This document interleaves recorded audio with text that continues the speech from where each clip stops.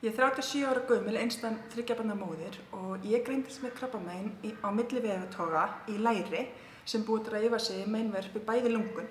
Það tók læknana 3 mánuði að finna krabbameinið, hvað það væri að hrjá mig og á þeim tíma fór ég í 17 sérfræðiviðtöl. Ég fór í 12 blóðprufur og 18 myndatökur eins og segulómun, tölvustöðmyndun og röntgen. Þetta hefur kostað mig allt ferlið 200.000. Þar sem ég er öryrki og komið með afsláttarkort, þá er ég alls ekki borga fullt verð. Þetta er miklu dýrara fyrir aðra. Það reiknar enginn með því að fá krabbamein. Þess vegna er neyðarsögur krafts nauðsynlegur.